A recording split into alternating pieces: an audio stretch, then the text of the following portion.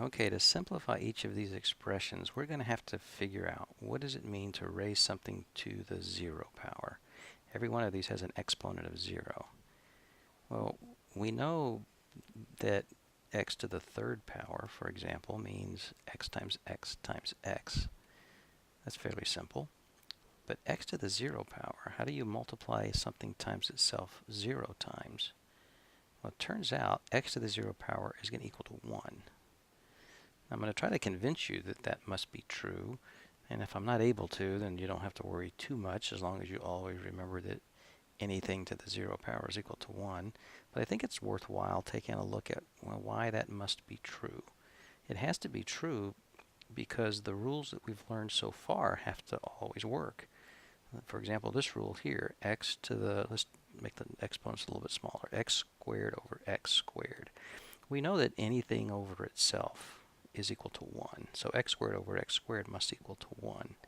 Or you could look at it this way. X squared could be written out as x times x on top. And on the bottom we also have x squared, so x times x. That x cancels with this one. That one cancels with that one. What's left? Well, there's something left. It's a 1 on top and a 1 on the bottom, which means we have just 1.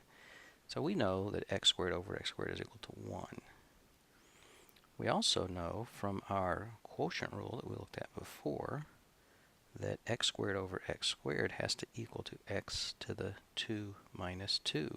When you're dividing and the bases are the same, we keep that base and we subtract the numerator exponent minus the denominator exponent. So we have x to the 2 minus 2, or x to the 0. Well, the only way x squared over x squared could equal 1, but also equal x to the 0 power, is if this and this are equal to each other. Which leads us to this conclusion, that x to the 0 equals 1. No matter what the base is, it makes no difference what the base is. You raise something to the 0 power, and that's got to equal to 1. All right, and this is a justification for it.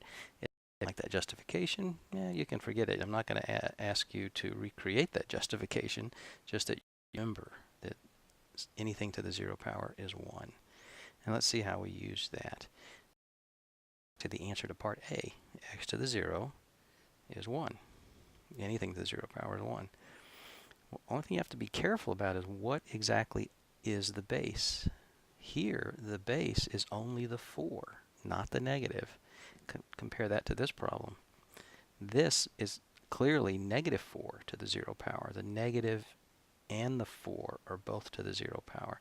So remember, we don't care what's in here. In fact, this could be anything in the world. We could put as complicated an expression we want to. As long as all of that is raised to the 0 power, then the result would just be 1.